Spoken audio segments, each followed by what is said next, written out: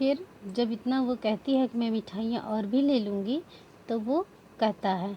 अतिशय गंभीरता के साथ मिठाई वाले ने कहा, मतलब वो बहुत गंभीर हो गया और बोलने लगा, मैं भी अपने नगर का एक प्रतिष्ठित आदमी था, मतलब कि जाना माना आदमी था, बहुत भला आदमी था।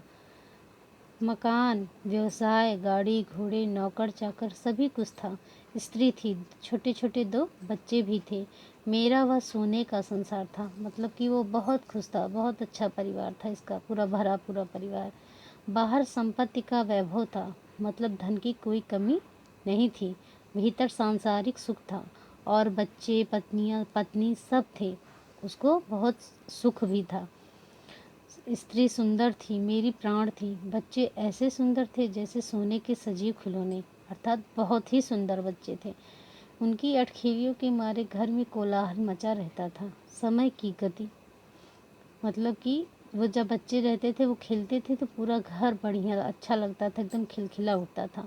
लेकिन समय की गति, समय है जो बदलता रहता है। विधाता की लीला, भगवान की लीला है कि अब कोई नहीं है, मतलब कि ना बीवी, ना उसकी स्त्री है, पत्नी है और ना ही बच्चे हैं। दादी प्राण निकाले या नहीं निकले, इसलिए अपने उन बच्चों की खोज में निकला हूँ। वो दादी से कहता है कि दादी प्राण निकाले नहीं निकले, मतलब कि इतनी तकलीफ़ होती है लेकिन मेरे प्राण तब भी नहीं निकलते हैं। अब उनको खोजता हूँ इसी बहाने, मुरलियाँ बेचकर, खिलौने बेचकर। वे सब अंत में होंगे तो यहीं कहीं, आखिर कहीं न कहीं जन्मे ही होंगे। उस तरह रहता, घुल घुल घुल कर मरता, घुल घुल कर मरता, और इस तरह सुख संतोष के सागर में मरूंगा। इस तरह के जीवन में कभी कभी अपने उन बच्चों की एक झलक सी मिल जाती है। ऐसा जान पड़ता है जैसे वे इन्हीं में उछल उछल कर हंस खेल रहे हैं। पैसे की कमी थोड़ी ही है, आपकी दया से तो पैसे काफ़ी हैं। जो नहीं है इस तरह उसकी को पा जाता हूँ, मतलब कि उसके पास पैसों की कमी नहीं है, और लेकिन जो उसका बच्चा है वो दोनों शायद ख़त्म हो गए हैं, मृत्यु हो गई उनकी, तो वो इन्हीं बच्चों में अपने बच्चों को ढूंढता है।